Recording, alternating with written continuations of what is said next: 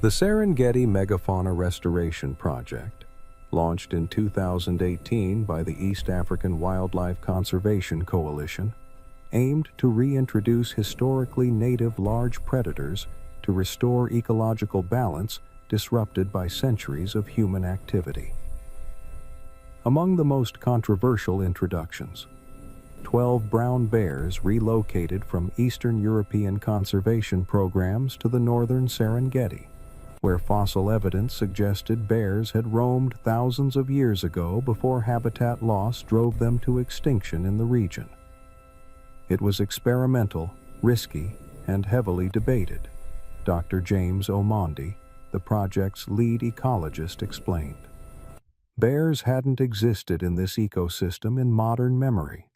We didn't know how they'd interact with existing predators, lions, leopards, hyenas, but ecological modeling suggested bears could fill a niche role as omnivorous megafauna, helping control certain prey populations and seed dispersal. Kessie was among the first 4 bears released in 2020. Tagged with a GPS collar and monitored continuously, she'd adapted remarkably well, establishing a territory in the northern grasslands near the Mara River, avoiding most conflicts with other predators, and giving birth to 2 cubs in early 2022. Kessie was our success story, Dr. Omondi said, reviewing her tracking data.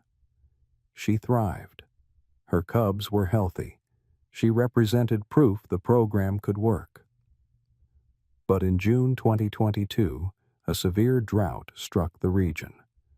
Water sources dried up, prey animals migrated en masse, and predators faced starvation. Kessie's cubs, only 3 months old, died within days of each other, too young to survive the extreme conditions. Trail camera footage captured Kessie's grief. She stayed beside their bodies for 2 days, making distress vocalizations, trying to wake them. Even after burial by researchers, she returned to the site repeatedly, exhibiting behaviors consistent with mourning. She was devastated, wildlife behaviorist Dr. Sarah Kimathi observed. Bears are highly intelligent, emotionally complex animals. Kessie understood her cubs were gone, and she grieved profoundly. By September 2022, 3 months after her cubs' deaths, Kessie had become increasingly solitary, avoiding other bears, spending hours near the site where her cubs died. Researchers noted her maternal behaviors hadn't ceased. She'd been observed carrying sticks in her mouth, positioning them carefully in sleeping areas as if they were cubs, making soft vocalizations to empty air. She wanted to be a mother, Dr. Kimathi explained.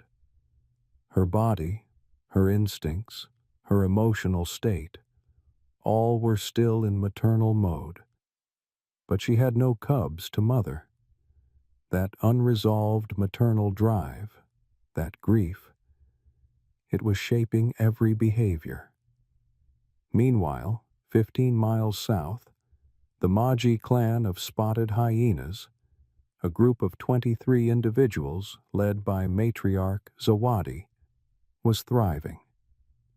Among the clan, 4-month-old siblings Kito and Nia, offspring of Zawadi's daughter Amara. The cubs were healthy, playful, learning clan dynamics under their mother's attentive care.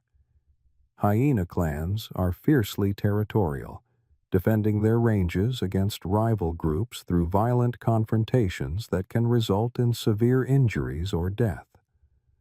The Maji clan's territory bordered the Masitu clan, a larger, more aggressive group that had been expanding its range throughout 2022. On September 18, 2022, the inevitable conflict occurred. A territorial dispute over a zebra kill escalated into a full clan battle. 23 Maji members versus 31 Masitu fighters, a nighttime confrontation that lasted over 2 hours. Trail cameras and researcher observations documented the chaos.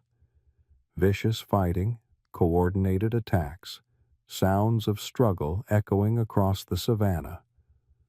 When dawn broke, 6 hyenas lay dead, 4 Maji, 2 Msitu. Among the dead, Amara, Kito, and Nia's mother, killed defending her cubs from Msitu attackers. The surviving Maji clan members, outnumbered and battered, fled east toward safer territory, moving quickly to escape potential Msitu pursuit. In the chaos and panic, 4-month-old Kito and Nia couldn't keep pace. Young cubs can't maintain adult running speeds, especially during panicked flight, Dr. Omondi explained, reviewing GPS data from collared clan members. The adults had to choose: slow down and risk being caught by Msitu, or abandon the cubs and survive. They chose survival. It's brutal, but it's nature. By dawn on September 19th, Kito and Nia were alone beside their mother's body, crying out for their clan, receiving no response. For 3 days, Kito and Nia remained within a mile radius of where their mother died, returning repeatedly to her body, making distress calls, waiting for the clan to return. No one came. The Maji clan had relocated over 20 miles east, far beyond the cubs' ability to track. 4-month-old hyena cubs are partially weaned but still heavily dependent on their mothers for food, protection, and navigation, Dr. Kimathi explained. Kito and Nia had some survival skills. They could drink from water sources, recognize danger, but they couldn't hunt effectively or defend themselves. Alone, their survival chances were essentially zero. By September 22nd, day 4 of their abandonment, both cubs were severely weakened. They'd found water but hadn't eaten since their mother's death. Dehydration, starvation, and exposure were taking their toll. Trail cameras captured their deteriorating condition: walking unsteadily, ribs visible, vocalizations growing weaker. That afternoon, the cubs wandered into Casey's territory, following a dried riverbed in search of water. They were approximately 8 miles from where their mother died, moving aimlessly, driven by instinct and desperation. Kessie was resting in the shade of an acacia tree when she heard them. High-pitched distress vocalizations, the universal sound of young animals in crisis.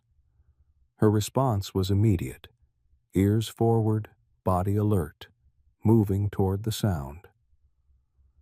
What happened next defied every expectation, Dr. Omondi said, reviewing Kessie's GPS data and nearby camera footage.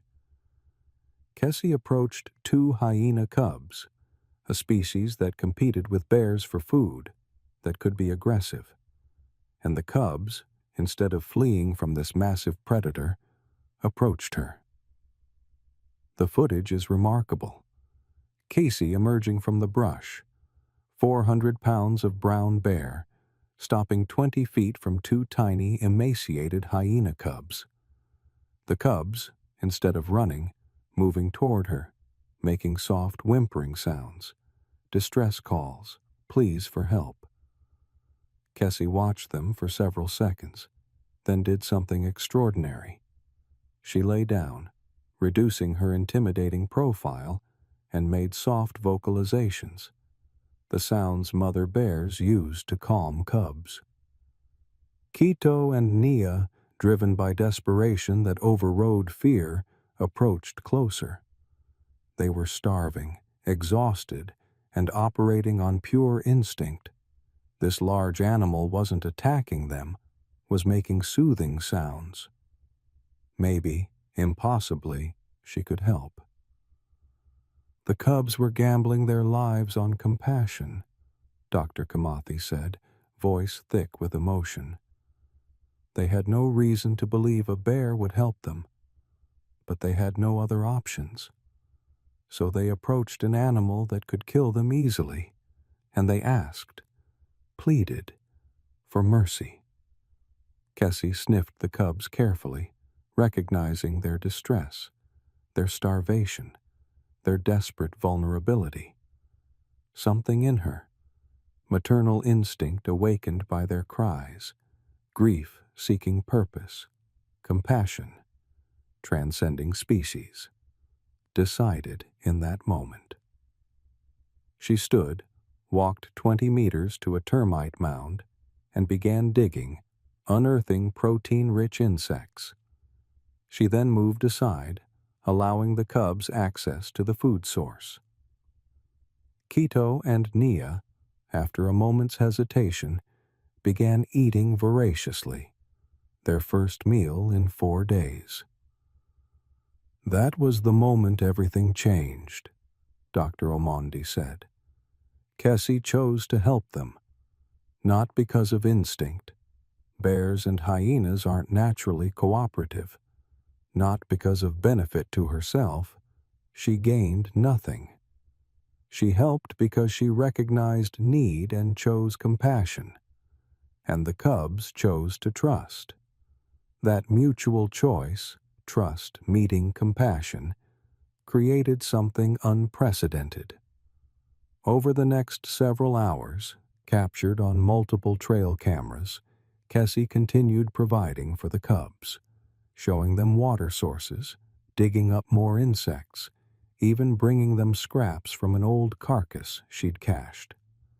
The cubs stayed close to her, their fear gradually replaced by tentative trust. As evening fell, Kessie settled near a rocky outcrop. Quito and Nia, exhausted and finally fed, curled against her massive body, seeking warmth, safety, the comfort of a presence that felt maternal despite belonging to a completely different species. Kessie made soft rumbling sounds, the vocalizations bears use with their cubs, and allowed these hyena children to sleep against her, protected and warm for the first time in 4 days. Watching that footage destroyed me, Dr. Kamathi admitted. This bear who'd lost her cubs, these hyena cubs who'd lost their mother, they found each other at the exact moment both needed family. It shouldn't have worked. Everything in nature says bears and hyenas compete, conflict, avoid bonding. But grief and need don't follow nature's rules. They follow the heart. And Casey's heart recognized children in distress and responded the only way a mother can, by protecting them. When researchers reviewed Kessie's GPS data on September 23rd and noticed she'd remained stationary for 18 hours, unusual for a bear who typically foraged actively, they sent a drone to investigate. What the drone footage revealed shocked everyone. Casey lying peacefully with 2 hyena cubs pressed against her body, all 3 resting together. I thought the GPS was malfunctioning, Dr. Omondi recalled. Then I saw the drone footage and couldn't process what I was seeing. A brown bear and hyena cubs, together, peacefully. It was impossible, except it was happening. Dr. Kamathi immediately recognized the behavioral significance. Kessie's body language showed 0 aggression. She was positioned protectively around the cubs. They were exhibiting attachment behaviors, staying close, making contact, vocalizing to her. This wasn't temporary tolerance. This was bonding. The research team faced an ethical dilemma. Should they intervene? Separate the cubs from Casey? Attempt to locate the Maji clan? Or allow this unprecedented relationship to continue? We debated for hours, Dr. Omondi said. Standard protocol said separate them, reunite cubs with their clan. But the Maji clan was 25 miles away, had shown no signs of searching for the cubs and might reject them after this long. The cubs were thriving with Casey, fed, protected, bonded. Separating them could kill them from stress alone. They decided to monitor without interference, documenting what would become one of the most extraordinary wildlife relationships ever recorded. Over the next 3 days, Kessie continued caring for Quito and Nia with devoted maternal attention, feeding them regularly, teaching them to forage, protecting them from potential threats, grooming them the way bears groom cubs, using her massive paws to gently clean their faces and ears. The cubs responded with increasing trust and affection, following Kessie everywhere, making soft contact vocalizations when separated even briefly, sleeping pressed against her each night. By day 5, they were functioning as a family unit, Dr. Kamathi observed. Kessie had fully adopted them. The cubs had fully accepted her as their protector. Species differences had become irrelevant. They were mother and children, bound by need, choice, and love. But on September 28th, 10 days after the cubs first approached Kessie, the bear's GPS data showed something concerning. She was moving south, heading steadily in the direction of Maji clan territory, 25 miles away. At first, we thought she was just expanding her foraging range, Dr. Omondi said. Then we realized the pattern. She was traveling purposefully, with direction. She wasn't foraging randomly. She was going somewhere specific. Dr. Kamathi reviewed the behavioral data and arrived at a stunning conclusion. Kessie was taking the cubs home. She'd been monitoring their vocalizations, their scent-marking behaviors, their directional preferences. Bears are extraordinarily intelligent. Kessie had figured out these cubs belonged to a hyena clan, and she was guiding them back. What followed was a 40-mile journey, longer than researchers initially calculated due to terrain obstacles, that would take 8 days, test everyone's endurance, and ultimately cost Casey her life while saving Quito and Nia's. It was a journey that would be partially documented by trail cameras, GPS tracking, and drone footage, creating a record of one of the most heroic acts of interspecies altruism in wildlife history. Kessie didn't have to do this, Dr. Kamathi said, voice breaking. She could have kept the cubs, raised them herself, stayed in her safe territory. But she recognized they belonged with their own kind. So she chose to return them, knowing the journey was dangerous, knowing she was walking into hostile territory. She chose their well-being over her own comfort. That's not instinct. That's conscious moral choice. That's love. On September 29th, Kessie began the journey south with Quito and Nia following close beside her, heading toward a reunion none of them would experience together, and a sacrifice that would move the world. The journey was brutal from the start. The northern Serengeti during late September is harsh, temperatures exceeding 95 degrees Fahrenheit during the day, water sources scarce, predators everywhere. Kessie, accustomed to the terrain, could have traveled the distance in 3 days. But with 2 young hyena cubs, each weighing only 25 pounds, with limited endurance, the pace was necessarily slow. Kessie adjusted everything for them, Dr. Kamathi said, reviewing GPS and drone footage. She'd walk for an hour, then rest for 2 hours in shade while the cubs recovered. She'd find water sources, let them drink first. She'd forage for food, ensure they ate before she did. Every decision prioritized their welfare over efficiency. Day 1 covered only 4 miles. Trail cameras captured Casey digging up insects for the cubs, showing them which plants held moisture. positioning her body to shade them during the hottest hours. Quito and Nia stayed close, trusting her completely, following her lead. Day 2 brought the first major threat. A coalition of 3 male lions patrolling their territory spotted the unusual group. Lions view both bears and hyenas as competitors, often killing cubs of competing predators to reduce future competition. Drone footage captured the tense encounter. The lions approaching aggressively, Kezi immediately positioning herself between them and the cubs, rising to her full height, 7 feet tall, 400 pounds of protective fury. She roared, a sound that sent the cubs fleeing to hide behind rocks, and charged the nearest lion. Bears are formidable fighters, Dr. Omondi noted. Casey was older, but she was massive, powerful, and motivated by maternal protection, the most dangerous combination. The lions recognized the threat. After several minutes of standoff, they withdrew. Casey had won by sheer intimidation and willingness to fight. The cubs emerged from hiding and pressed against Casey's legs, making soft sounds. She groomed them gently, checking for injuries, calming them with low vocalizations. That was the first time the cubs truly understood what Casey was doing, Dr. Kamathi said. She wasn't just feeding them or tolerating them.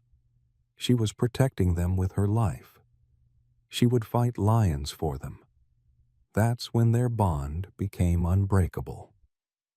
Days 3 through 5 followed a similar pattern. Slow progress, frequent rest stops, constant vigilance against predators. Casey fought off a leopard on day 4, intimidated a pack of wild dogs on day 5. Each time, she placed herself between danger and the cubs without hesitation. The cubs' behavior evolved as the journey continued. By day 6, they were exhibiting behaviors typically reserved for their own mothers, grooming Casey's paws with their tongues, making contact calls when she moved too far ahead, sleeping pressed against her every night. They'd imprinted on her completely, Dr. Kamathi explained. To Quito and Nia, Casey was their mother. Species didn't matter. She'd fed them, protected them, loved them. That made her family. By day 7, October 6th, the group had covered 32 miles and was within 8 miles of Maji clan territory. Casey's GPS data showed she was moving more slowly, stopping frequently. Researchers reviewing her biometric data noted concerning signs: elevated stress hormones, decreased activity levels, indicators of exhaustion. She was pushing herself beyond her limits, Dr. Omondi said. An 8-day forced march in extreme heat, constant vigilance, multiple fights. It was taking a devastating toll. But she didn't stop. She had 8 miles left. She was determined to complete the mission. On the morning of October 7th, day 8 of the journey, trail cameras captured Casey and the cubs crossing into Maji clan territory. The cubs' behavior changed immediately. Their ears perked up, they made excited vocalizations, their pace quickened. They recognized the scent markers, the terrain, the sounds of their clan in the distance.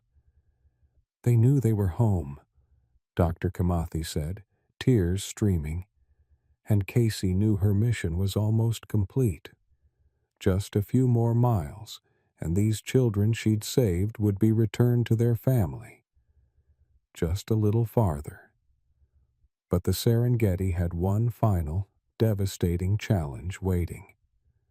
At approximately 2 p.m. on October 7th, as Casey and the cubs moved through a rocky corridor toward the Maji clan's core territory, now only 3 miles away, they encountered a pride of 6 lions, 2 adult males, 3 females, and a juvenile. This pride controlled the region between Kessie's current position and the hyena territory. Unlike the earlier lion encounter, there was no easy retreat. The rocky terrain created a natural bottleneck, and the cubs were exhausted from the day's travel. Running was impossible. This was the worst possible scenario, Dr. Omondi said, reviewing drone footage that captured the entire tragic sequence. 6 lions, confined space, cubs too tired to flee. Casey had no good options. She could abandon the cubs and save herself, or she could fight. Against 6 lions, fighting was suicide. The drone footage shows Kessie's decision took less than 3 seconds. She positioned herself directly in front of Quito and Nia, faced the approaching pride, and roared, a sound of defiance, challenge, and absolute maternal determination. She chose them, Dr. Kamathi said, sobbing openly. She knew she couldn't win. She chose to die for them anyway. The lions attacked simultaneously. Casey fought with extraordinary ferocity, swatting with massive paws, biting, using her bulk to knock down attackers. She injured 2 lionesses severely, drove back 1 male temporarily. But 6 against 1, the outcome was inevitable. Behind her, Quito and Nia huddled in the rocks, crying out in terror. Casey, even while being mauled from multiple directions, never moved away from her position between the cubs and the lions. She held that ground for 8 minutes, 8 minutes of brutal combat, 8 minutes of refusing to retreat, 8 minutes of choosing protection over survival. Finally, mortally wounded, Casey collapsed. The lions, battered and bloodied themselves, began to withdraw. 2 females too injured to continue fighting, the males recognizing this wounded bear was no longer a threat. But Casey, with her last reserves of strength, rose one final time. She positioned herself over the cubs, shielding them with her dying body, and made one last sound, a roar that sent the remaining lions retreating completely. Then she collapsed beside Quito and Nia and didn't move again. She fought until she had nothing left, Dr. Omondi said, his voice breaking. Then she used her final moments to shield them one last time. She died doing exactly what she'd committed to doing, protecting those cubs until they were safe. The cubs, traumatized and confused, stayed pressed against Kessie's body for over an hour, making soft whimpering sounds, nudging her, trying to wake her. They didn't understand death. They only understood their mother wasn't responding. Watching that footage is unbearable, Dr. Kamathi said. These cubs crying for Casey, not understanding why she won't get up. They'd lost their birth mother 3 weeks earlier. Now they'd lost their adoptive mother. The grief, the confusion, the fear, it was devastating to witness. At 4:17 p.m., attracted by the sounds of the earlier fight and the cubs' distress calls, 3 members of the Maji clan appeared, the matriarch Zawadi and 2 subordinate females. They approached cautiously, investigating the scene. A dead bear, 2 hyena cubs, blood everywhere. Zawadi sniffed Quito and Nia carefully, recognition dawning. These were Amara's cubs, her daughter's offspring, the cubs abandoned 3 weeks ago and presumed dead. The cubs, upon seeing familiar clan members, made excited vocalizations mixed with continued distress. They kept returning to Kessie's body, unwilling to leave her. That moment captured on camera destroys me every time, Dr. Kamathi said. The cubs wanted to stay with Kessie. Even dead, she was their mother. But Zawadi kept calling them, urging them to follow. Eventually, torn between their loyalty to Kessie and their instinct to rejoin their clan, they followed Zawadi. But they kept looking back at Kessie's body, crying out, as if asking her to come with them. Kito and Nia disappeared into the brush with Zawadi and the other clan members, returning to the family they'd been separated from 3 weeks earlier. They were home. They were safe. They had survived because one old bear chose love over survival. Kessie's body remained where she fell, less than 3 miles from the Maji clan's core territory. So close to completing her mission, close enough that her sacrifice had meaning. When researchers reached Kessie's body on October 8th, the devastation was overwhelming. She'd sustained massive injuries during the fight. Deep lacerations, broken ribs, severe internal trauma.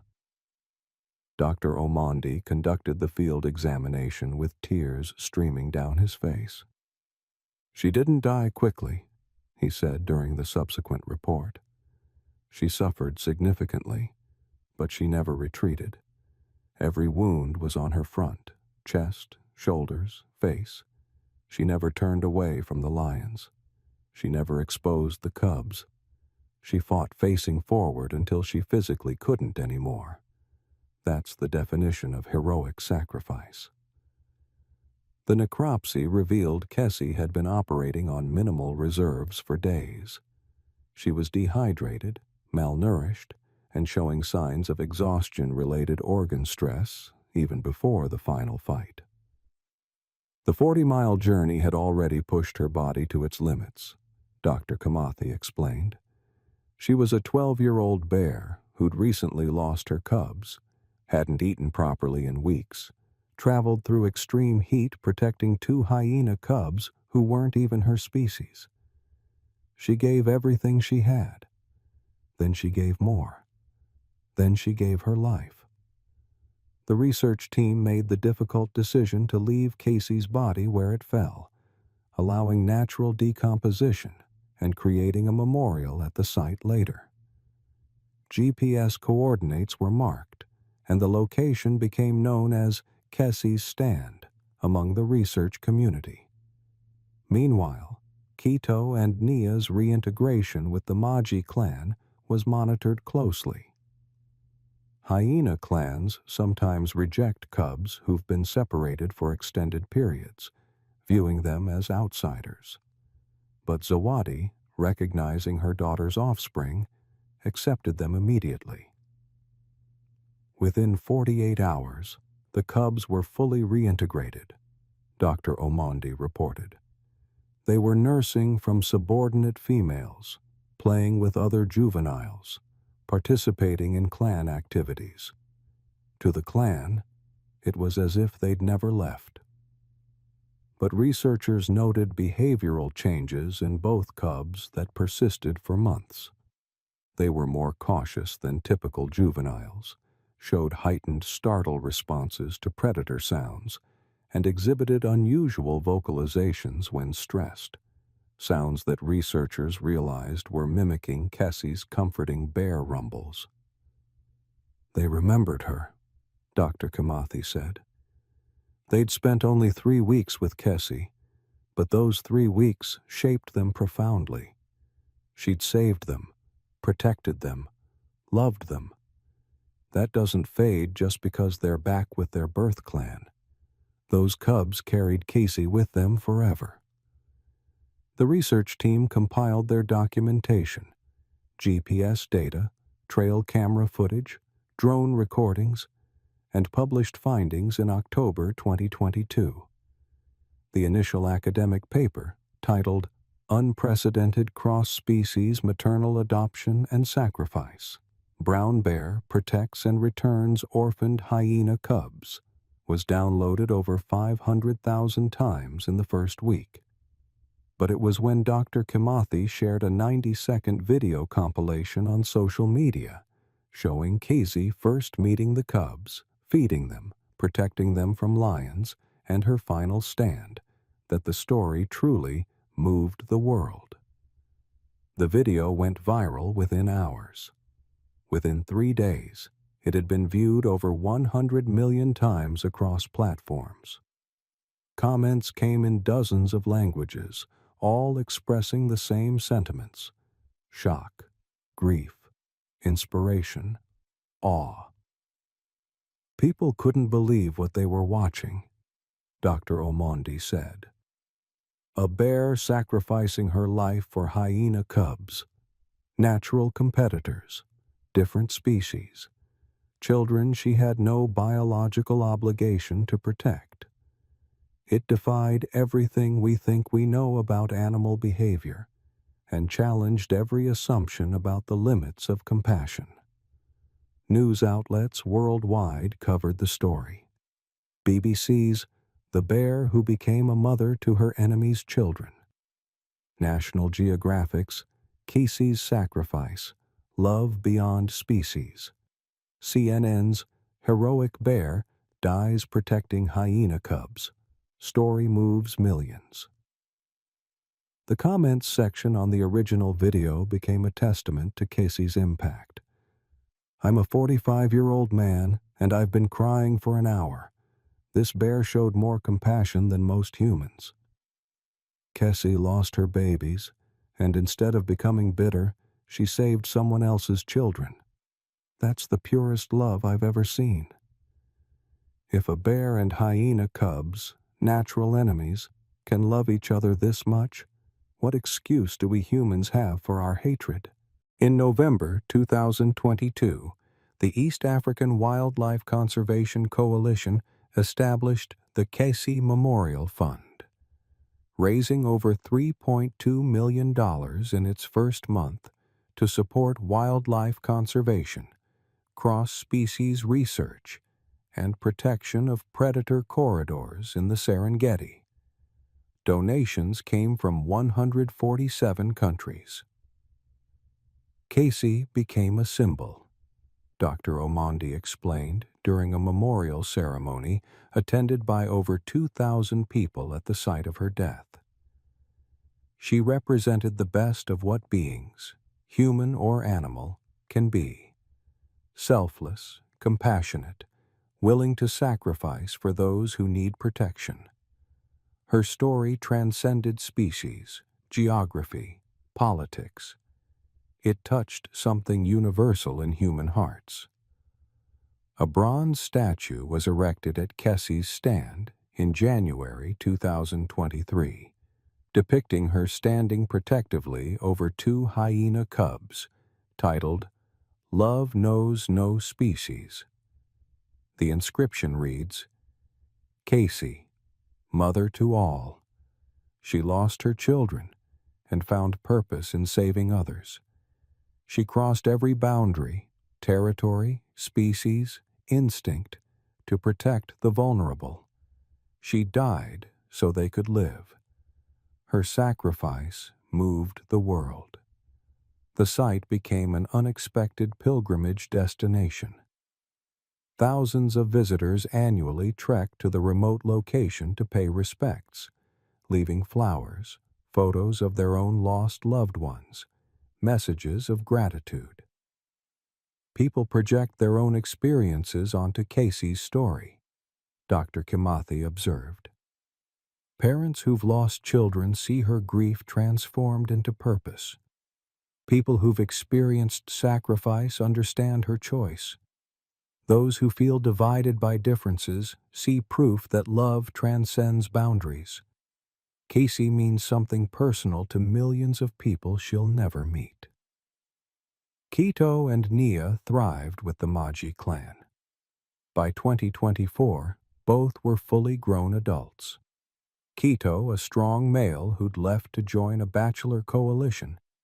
Nia, a high-ranking female within the clan hierarchy. GPS tracking showed both had survived to adulthood, a remarkable outcome given their traumatic start. Statistically, orphaned hyena cubs rarely survive, Dr. Omondi noted. Keto and Nia beat those odds because of Kessie. She gave them 3 weeks of protection, food, and love during their most vulnerable period. Then she gave her life, ensuring they reached safety. Without her, they'd have died in September 2022. Because of her, they lived. Researchers monitoring Nia in 2024 captured remarkable footage. Nia leading her own cubs past the Kessie Memorial statue, pausing there for several minutes, making soft vocalizations while her cubs investigated the bronze bear. We can't know if Nia remembered Kessie consciously, Dr. Kimathi said, reviewing the footage through tears.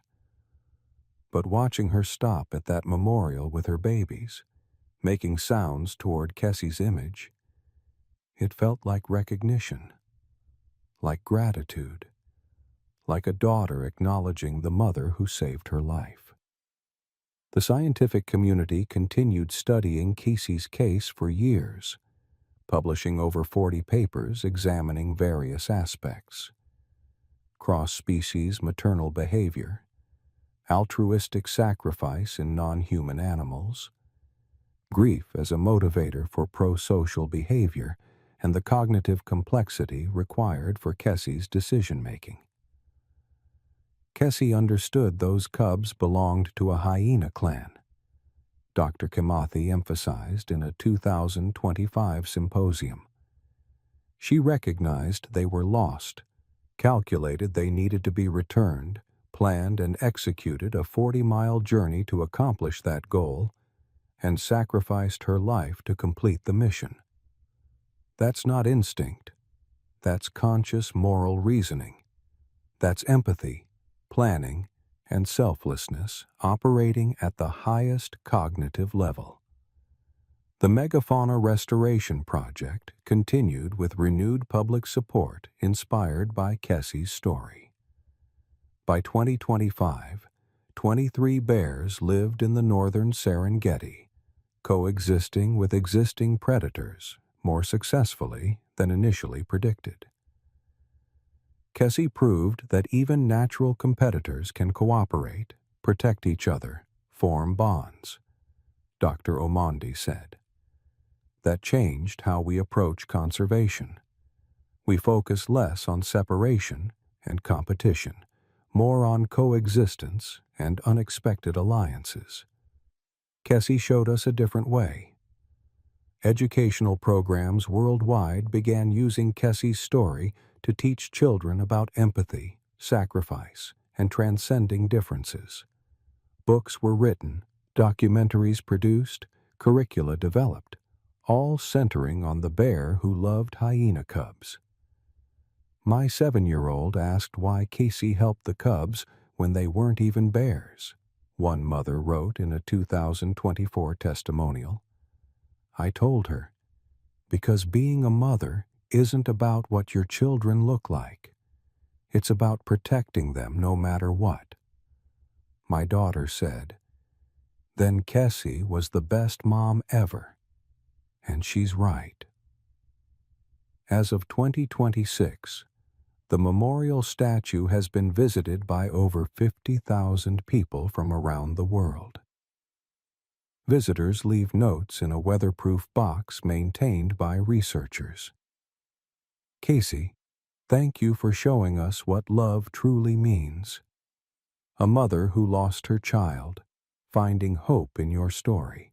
Kessie demonstrated theory of mind, understanding that the cubs had a clan they belonged to, separate from her own needs. Cognitive researcher Dr. Elizabeth Thornton explained in a 2027 paper. She exhibited future planning, calculating a route, pacing the journey for young cubs. She showed moral reasoning, choosing others' welfare over her own survival.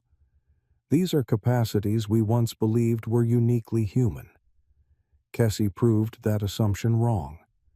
Her story demands we reconsider how we define intelligence, morality, and personhood.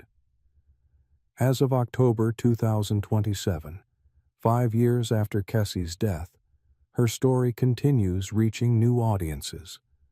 A children's book, The Bear Who Loved Everyone, has sold over 2 million copies worldwide. A feature documentary, Casey, A Mother's Journey, won Best Documentary at multiple film festivals, and schools in 43 countries include her story in social-emotional learning curricula. Kessie's impact extends far beyond wildlife conservation, educator Maria Santos noted. She's teaching children about empathy, sacrifice, and looking beyond differences. She's showing them that heroism isn't about strength or violence. It's about protecting the vulnerable at personal cost. Those lessons shape how children see the world, how they treat others. Kessie is literally helping raise the next generation to be more compassionate. Keto and Nia's survival remains the core miracle of Casey's story.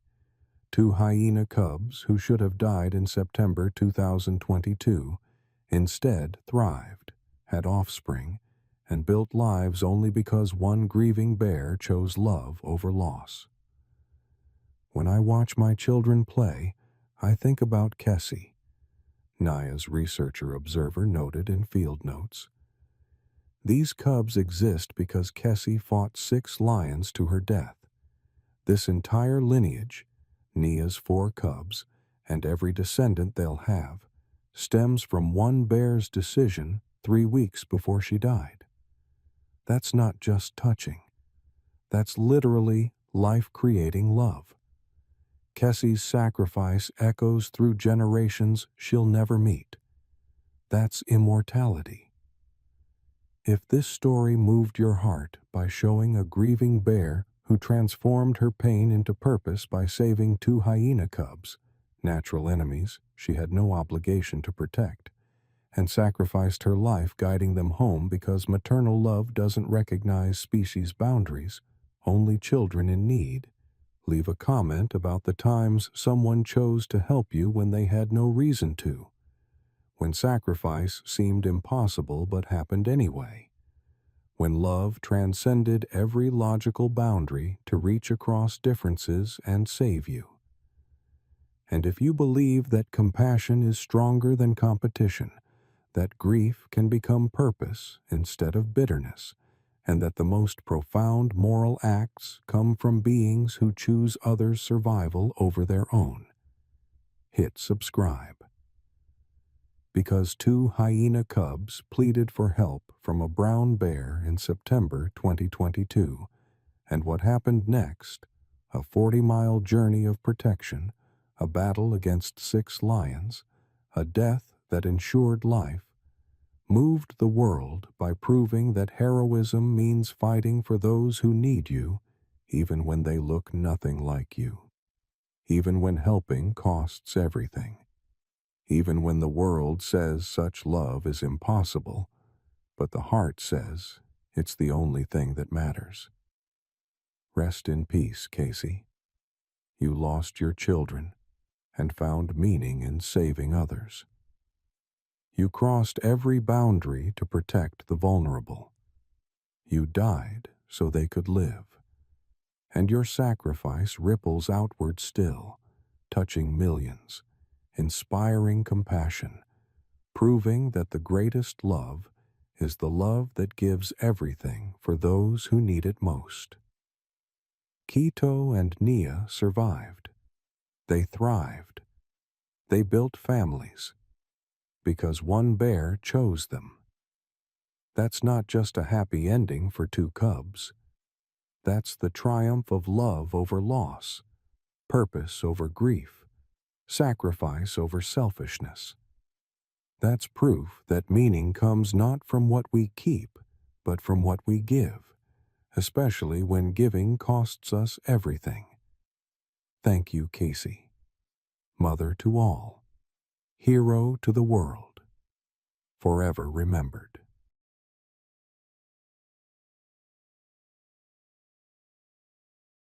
It started with a scream no one expects to hear from a river.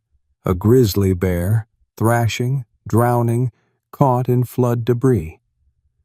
One man jumped in anyway. He cut the line, he fought the current, and he pulled that bear to shore. But what happened next was horrible, and it changed his life forever. This isn't a fairy tale about gratitude. It's a real story about fear, instinct, and the kind of courage that costs something. Before we begin, hit subscribe, like this video, and turn on notifications, so you never miss the moments that remind us why wild places still matter. The spring thaw came early to the Gallatin, turning the river into a long, restless animal that bucked against its banks. Cottonwood trunks floated by like bones from a giant the mountains had abandoned. On the east bank, where the channel split and rejoined in a snarled braid, Noah Bennett angled his drift boat toward the gravel bar everyone called Blue Bend. He wasn't guiding today. It was cleanup day. Ghost nets, barbed wire, and the plastic odds and ends that turned a river into something smaller than itself. Noah had been doing this work since his 20s, when the water had taught him how to stand up after it knocked him flat. He wore a beat-up dry suit, the knees patched with gaffer's tape. In the bow lay a coil of throw rope, a river knife, and a bright orange bag stuffed with webbing and carabiners, habits of a man who liked to be ready for bad luck. The sound reached him before he saw anything, a ragged, wet roar that wasn't water. Noah stood, scanning the eddy line. Then he saw it, a dark hump rolling in the chop near a submerged log jam.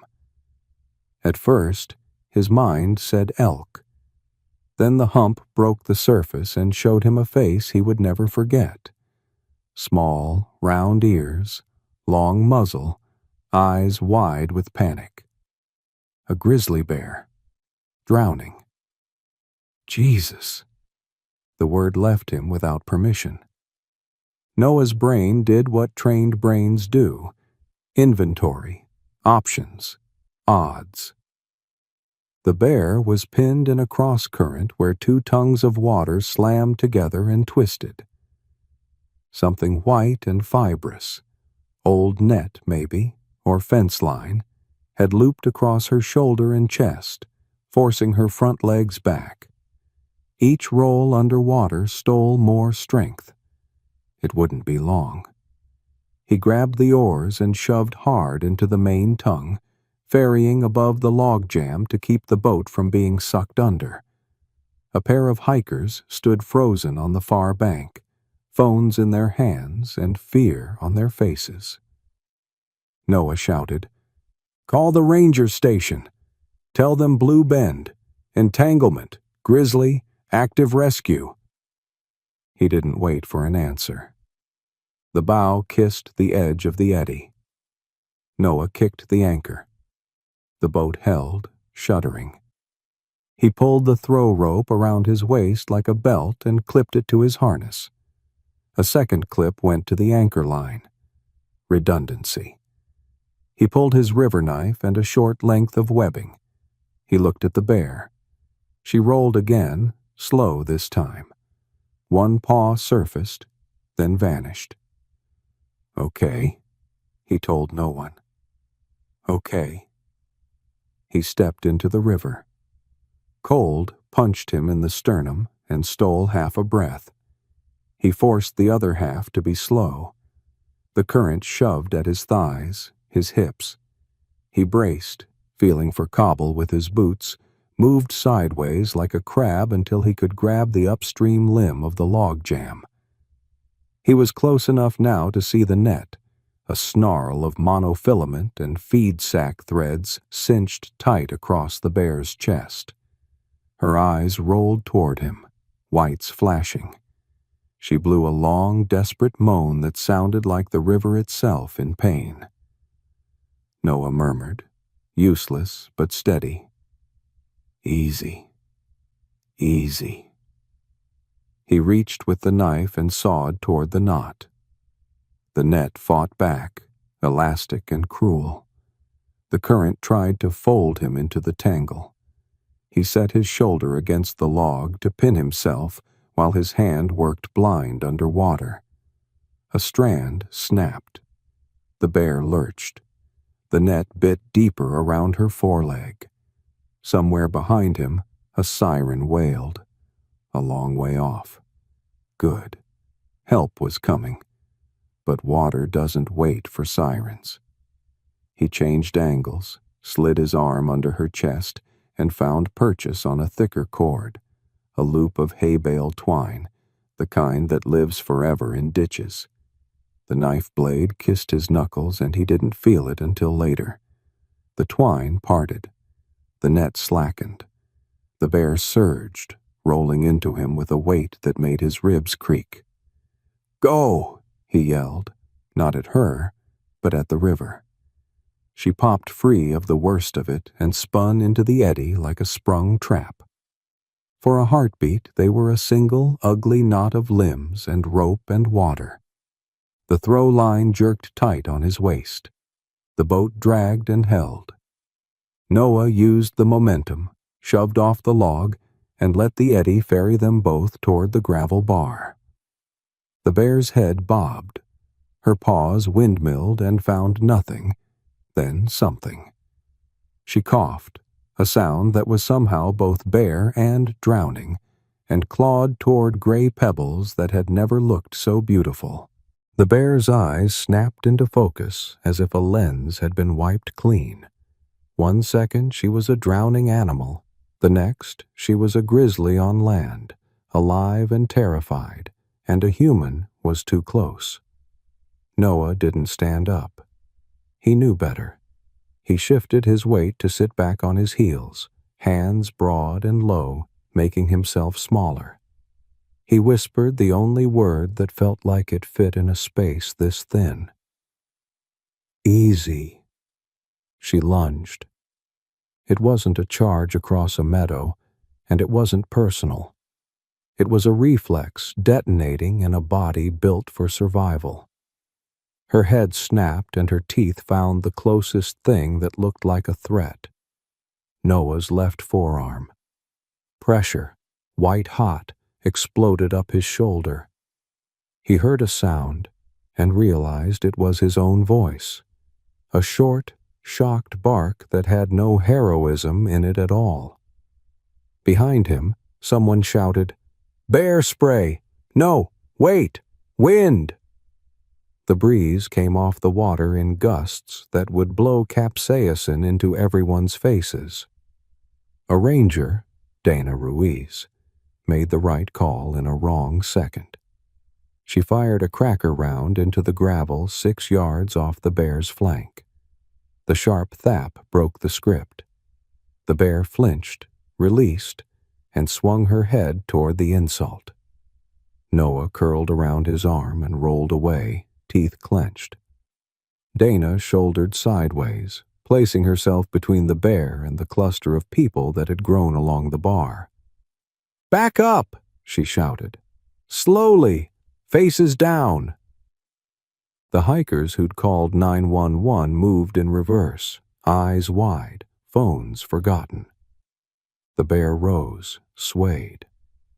For a terrible beat, Noah thought she would come again. Instead, she turned, staggered 3 steps, and lurched toward willows that promised a way. She disappeared into green like a ghost that hadn't agreed to be seen in the first place. Silence had weight. Then the world rushed back. The river, the wind, Dana's boots on gravel, and the hot, mean throb in Noah's arm.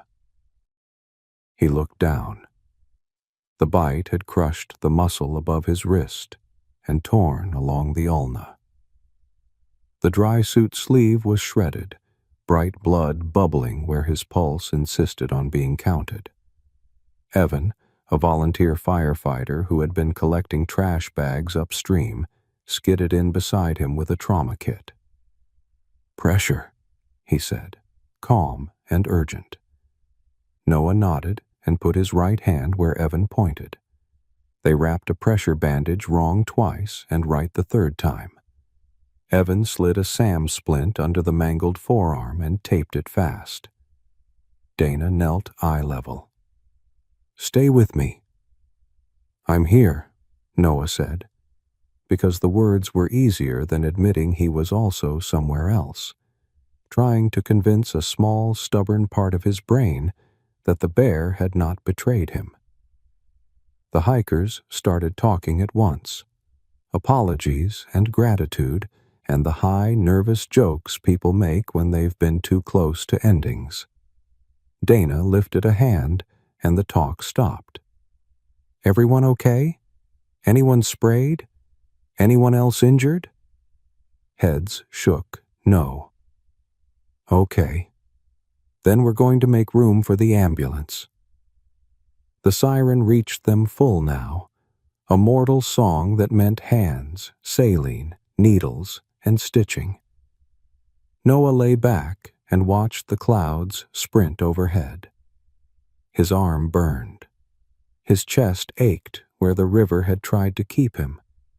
He felt Dana's palm briefly on his shoulder, some combination of thanks and "I'm sorry," and he closed his eyes so he wouldn't say something he couldn't take back. The EMTs did their dance. IV, analgesic, vitals, a quick look that turned their faces into professional blankness. "We're going," one said. "You good with that splint?" Evan nodded, suddenly small and tired. Dana jogged with the gurney to the edge of the bar, then stopped and scanned the willows, ears straining for the sound no one wants after a bear leaves, the sound of a bear coming back. There was no sound but water. At the truck, Dana keyed her radio. "Unit 2 to dispatch. Be advised. Grizzly entanglement and defensive bite at Blue Bend. Human transported, stable. Animal departed west into riparian. No follow. Notify Fish and Game. Request non-lethal response. Do not pursue." The bear was drowning. Bite was immediate post-rescue. This was panic. She let go of the mic and looked at the blood on the gravel, the bright punctuation marks that would wash away the way rivers forgive what they can. She knew what the protocol said after a bite. She also knew what common sense and fairness said. Those were not always the same. At the hospital, Dr. Malik Turner didn't waste time. X-ray, then a clean, controlled room that smelled like saline and plastic. "Compound fracture," he said, not unkind. "We'll debride and plate. You saved a life. You might lose some grip strength, but you'll keep the arm." Noah exhaled a laugh that sounded like a sob rubbed down to its bones. "She didn't mean it," he said, surprising himself. Dr. Turner tied his mask. "Meaning isn't a category rivers use," he said softly. "Or bears." Late that night, after surgery and morphine and the long, tired passage back to full sentences, Dana stood in the doorway with a paper cup of coffee and an expression that had learned how to keep two truths at once. "Fish and Game will open an incident file," she said. "Some folks will use the word attack. Some will say euthanize. I need your statement on what happened." Noah stared at the ceiling as if it had something better to say than pain. "She was drowning," he said. "I cut the net. She woke up scared and bit the closest thing. If you put that bear down for this, you're killing the wrong animal." Dana nodded once. "Okay." The story was already out there, half wrong, moving faster than facts. Man saves grizzly, gets mauled. The clip the hikers posted did the thing clips do, begged for outrage, offered none of the context, left everyone feeling bigger and smaller at the same time. The comments split into camps: hero, idiot, shoot the bear, save the bear. Nobody asked what the river thought. Noah slept badly. When he woke, his arm hurt in a new way, the kind of pain that meant it had decided to keep him. He turned his head, and the window showed him dawn turning the hospital parking lot into a cold mirror. He thought about the bear's eyes clearing, about fear turning muscle into a weapon, about the bright line between wild and human that he had crossed on purpose. It would not be the last line he'd have to hold. They called her Scar Ridge in the ranger logs, a name born from a healed wound along her left shoulder that made her ridgeline look a little crooked when she walked. She'd been seen the previous fall with 2 cubs of the year. No one had seen the cubs this spring. A late winter and a tough den site could explain it. So could a boar. Fish and Game's biologist, Lila Ames, briefed the interagency team in the station's cramped conference room. Satellite maps glowed pale green and blue. Blue Bend, the log jam, the downstream willows. "We will not pursue capture," she said flatly. "Not yet. Defensive bite, highly provoked context. Our priority is public safety and debris mitigation." Dana added what the camera phones hadn't. The net was a quilt of sins: monofilament, hay twine, a length of aluminum wire fencing that had no business within a mile of the river. "Cleanups help," she said, "but this one was on us, the collective us. She drowned on human time." They walked the site with a small crew, moving in a staggered line that made their presence big without being loud. Lila found bear hair snagged on the net's cut edge, coarse guard hairs with chocolate tips. She plucked them with gloved fingers and slid them into a small envelope. "For the file," she said, "not for the press."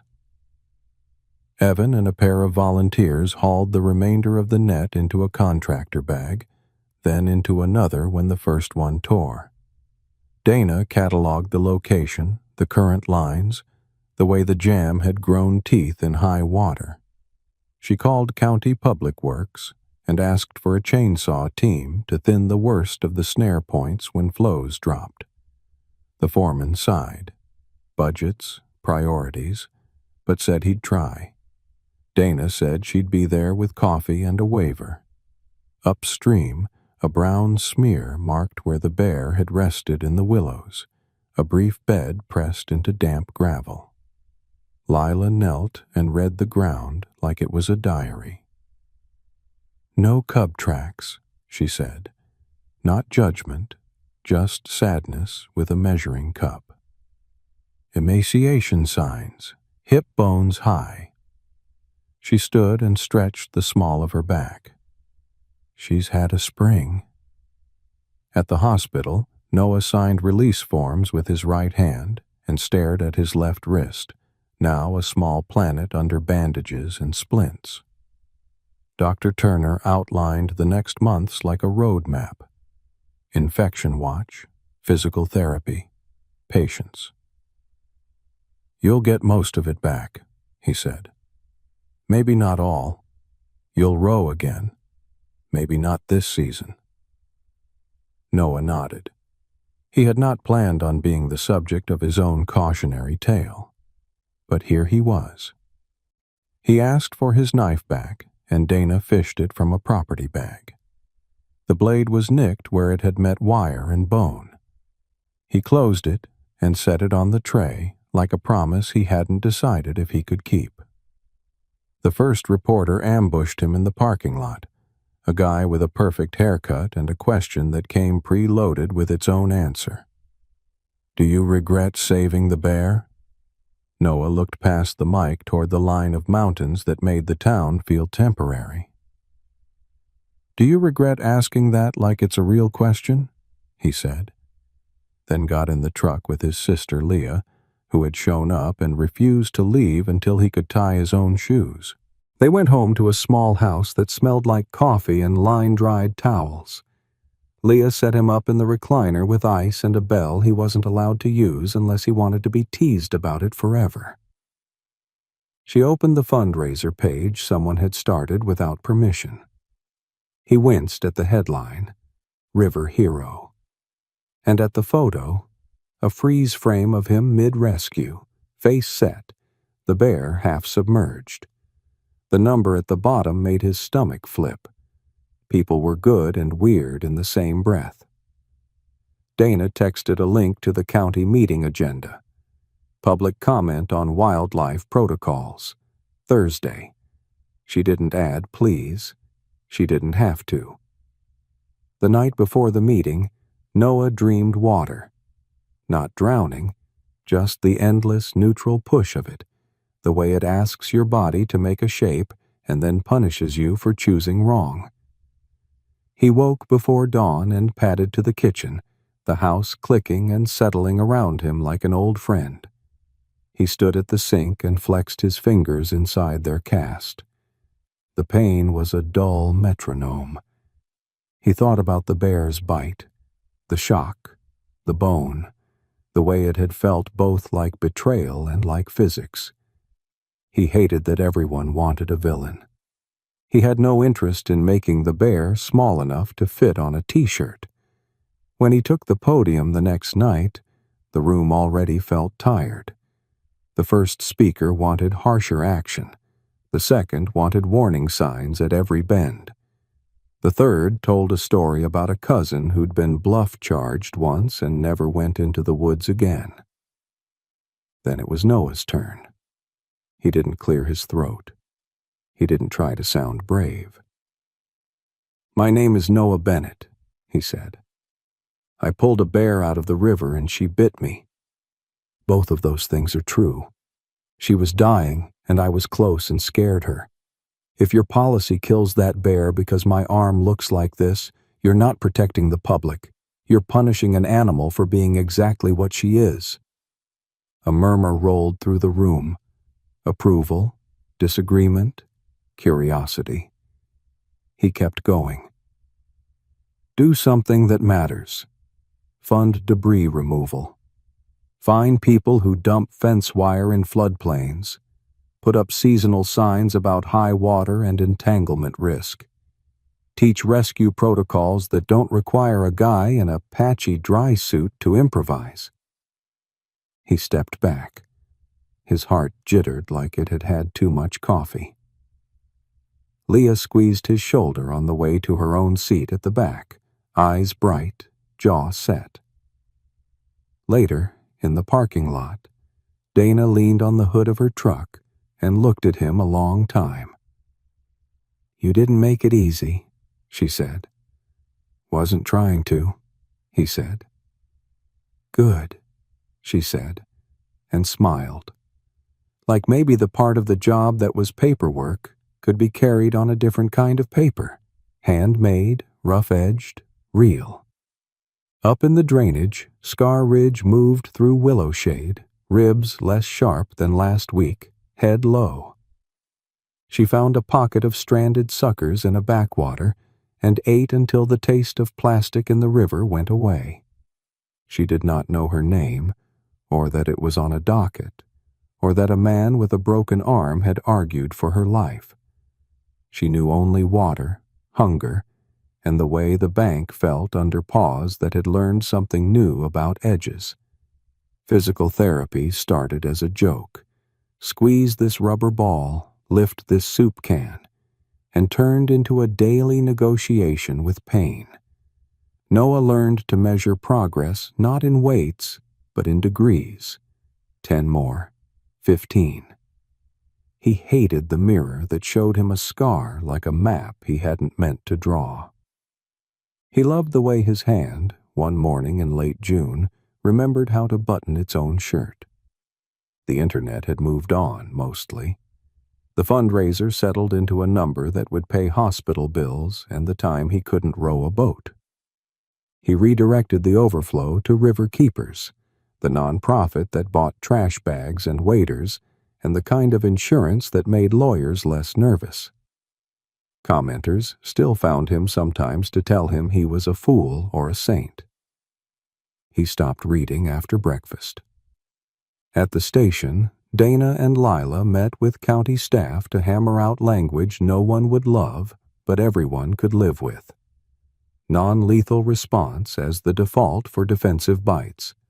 Incident context review before any lethal order. Debris mitigation given a line item with actual money attached. Signs at access points. High water plus trash equals wildlife hazard. Simple arithmetic in big letters. In July, a family from Ohio walked into the station and asked where the famous bear was. Dana smiled without showing teeth and handed them a brochure with a moose on it. "That's not how any of this works," she said kindly. They left, disappointed and safer than they knew.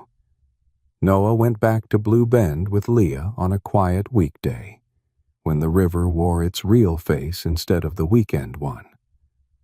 The log jam had been cut down to something the water could argue with without tying a noose. The gravel bar was clean. The willows were full of catbirds doing their best impression of anything but catbirds. He stood at the edge where the current took a breath and looked at the place where his life had cracked and then aligned along a new seam. The memory of teeth came back, not as terror now, but as a feeling complicated enough to deserve its own weather report. Leah tossed a stick in the eddy and watched it spin. "Any regrets?" she asked. He thought about lying. He didn't. "Regret the net," he said. "Regret the parts of me that like being the guy who jumps in."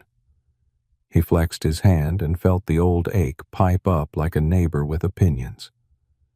"Don't regret pulling her out." A pickup slowed on the road above, and a guy leaned out to yell something about Darwin Awards. Leah flipped him a small, elegant gesture, and the truck roared away.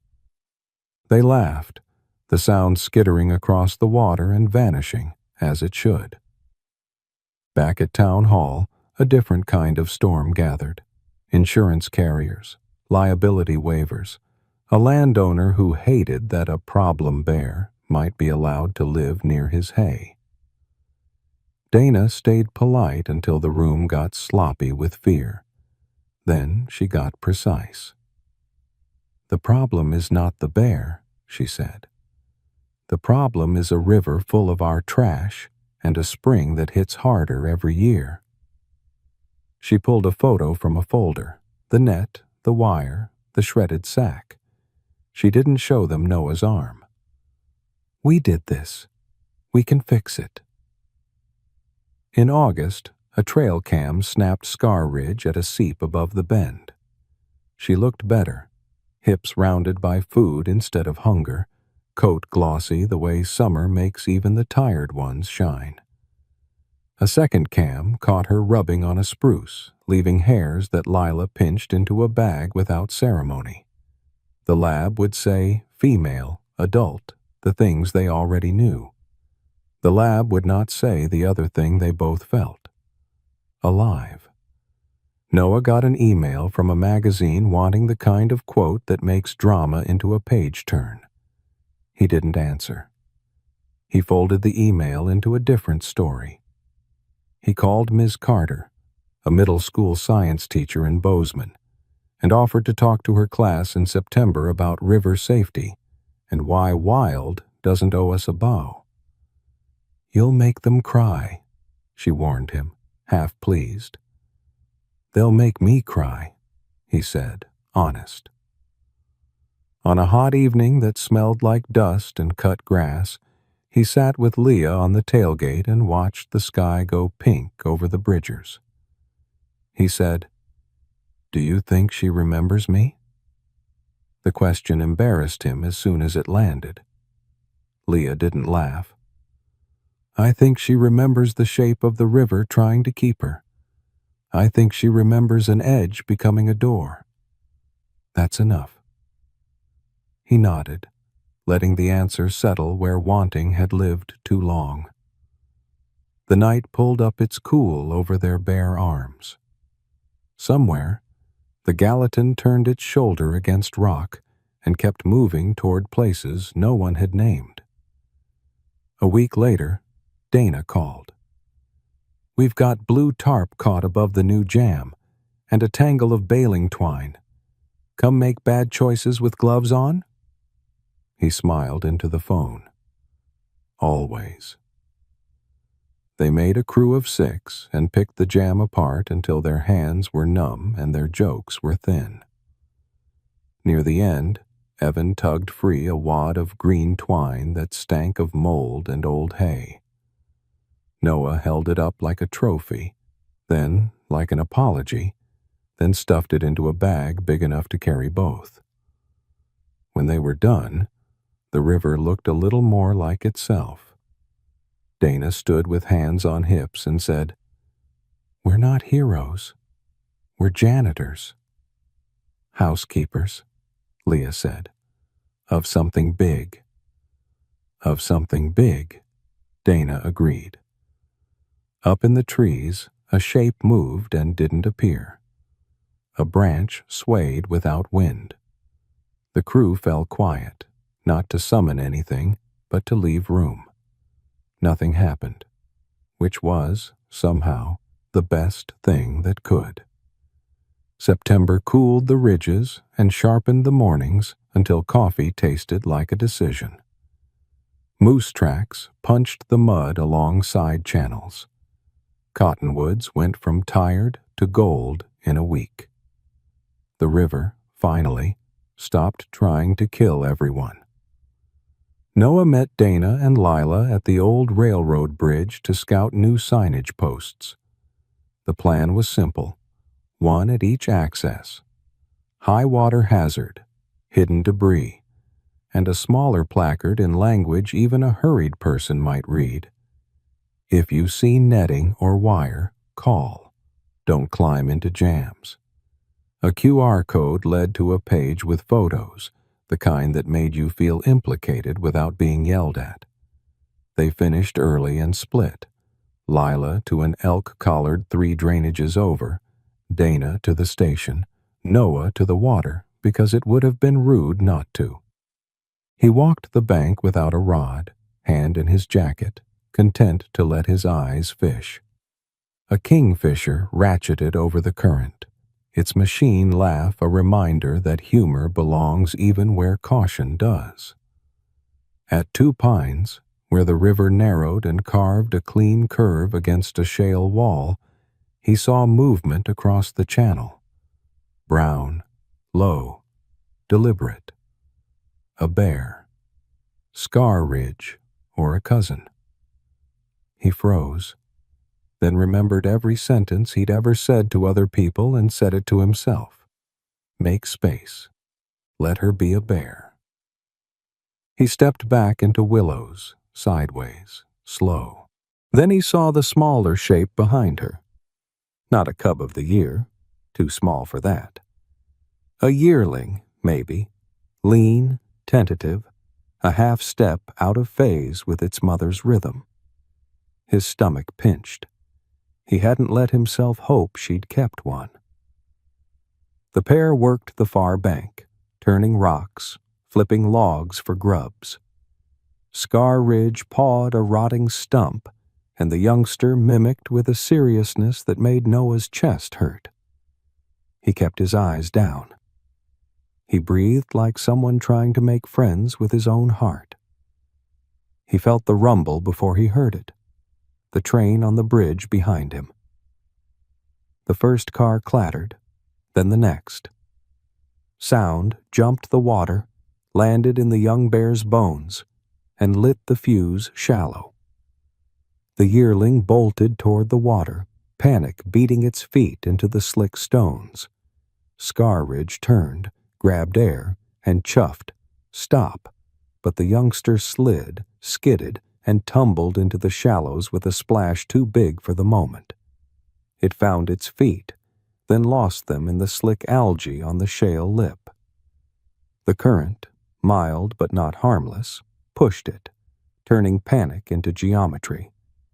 It flailed, and its head went under, and Noah's body moved before his brain wrote the consequences down.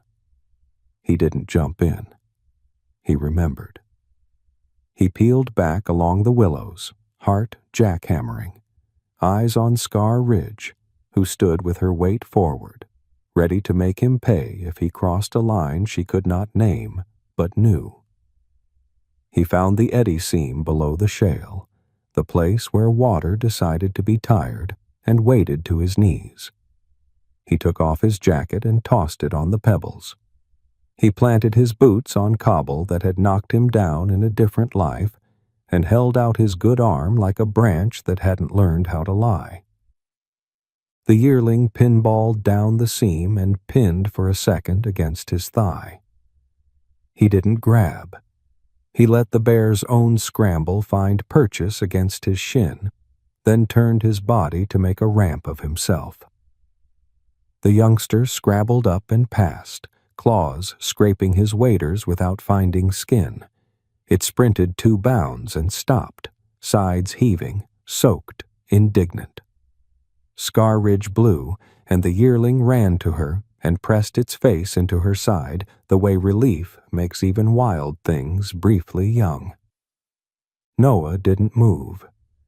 He kept his head down and counted to 60 in a voice so quiet only his own ribs could hear it. When he looked up, Scar Ridge was looking back across the water, eyes like river stones, old, hard, clear. He didn't see recognition. He saw a ledger closing. She turned. They moved into the timber. The moment zipped itself shut behind them like a tent. He stood there a long time, letting the cold make decisions his brain couldn't. He laughed once, a short, shaky bark that surprised a magpie into flight. He pulled his jacket back on, hands stiff. He didn't call anybody. He didn't post. He walked upstream to the truck with the kind of careful step you take after almost falling, grateful to be the kind of person who could still learn. That night, he told Leah and no one else. She listened the way big sisters do, with commentary withheld and belief unquestioned. "You made a ramp," she said finally. "I was just in the way," he said. "That's what a ramp is," she said. "A useful in the way."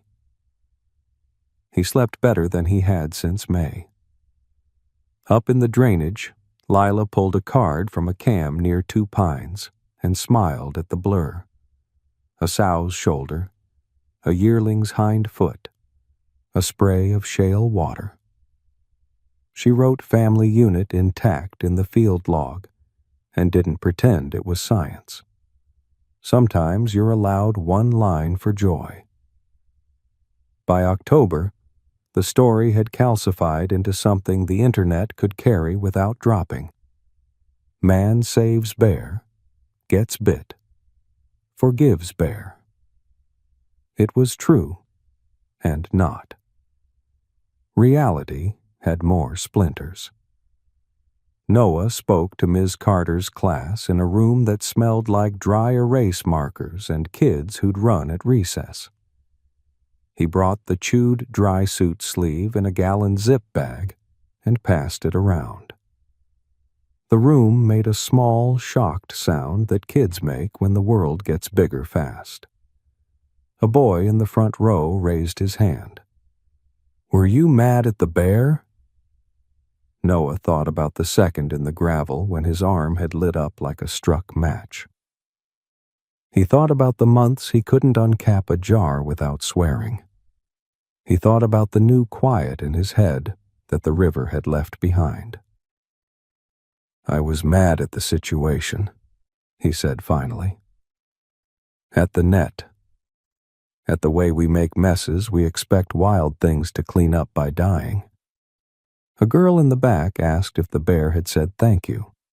The room laughed, kindly. Noah smiled.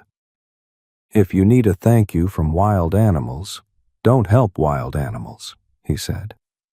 What you get is a chance to not make it worse. He went home to an email from a man he didn't know.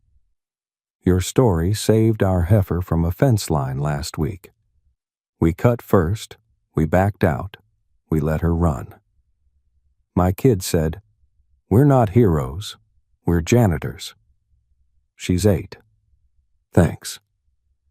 He read it twice and put his phone face down so the feeling would last. Dana called with an update he didn't know he needed. We closed the incident file, she said. No further action.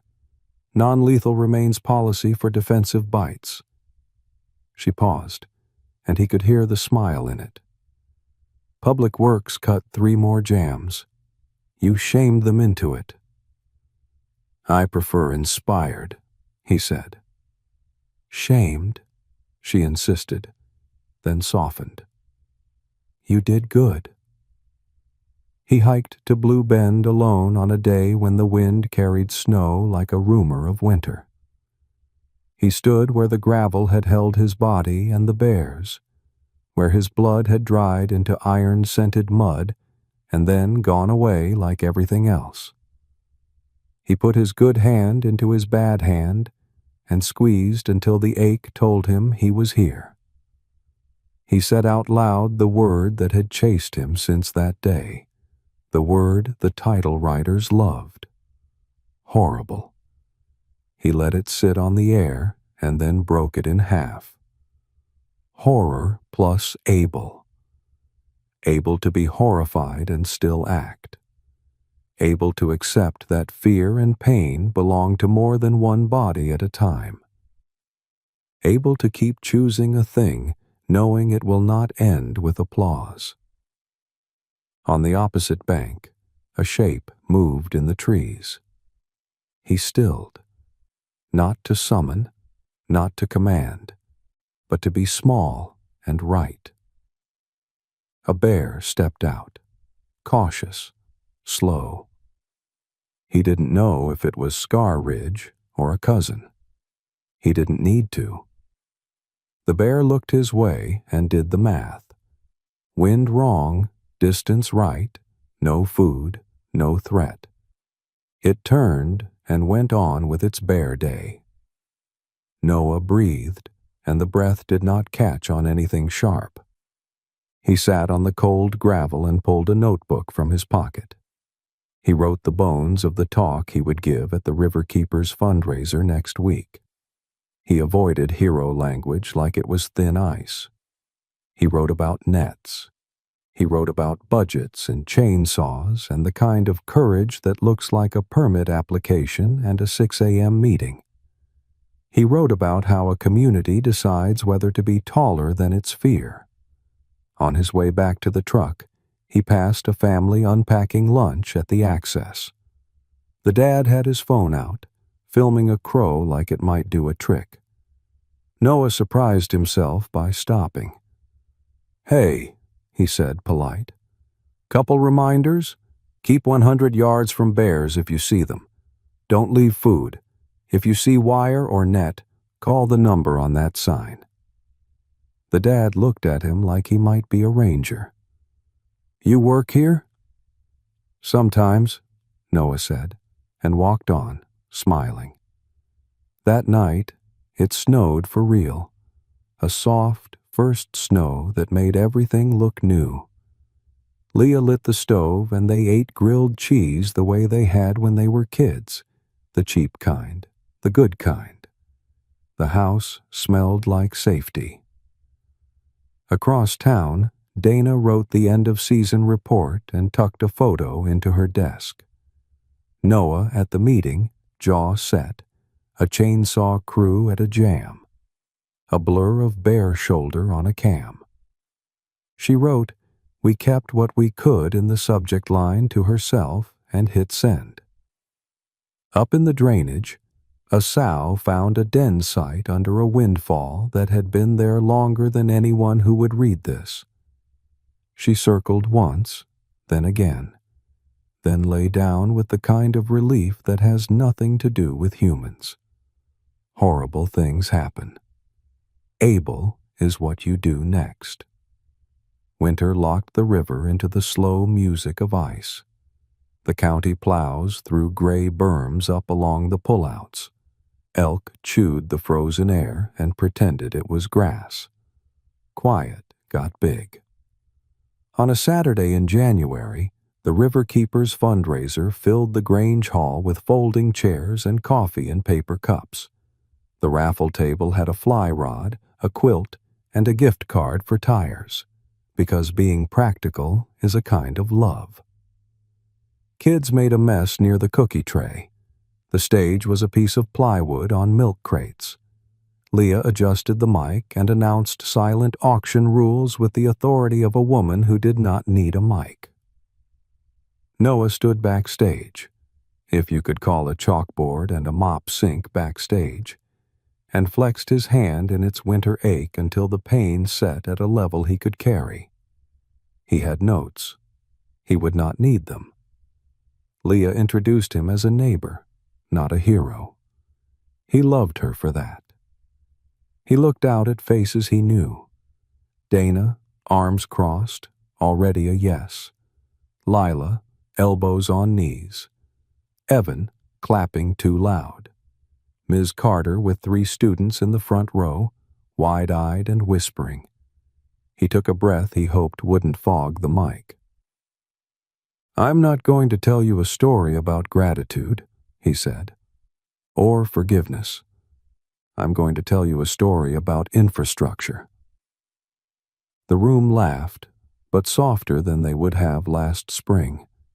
They were ready. He talked about nets and wires and budgets with numbers small enough to write on a check.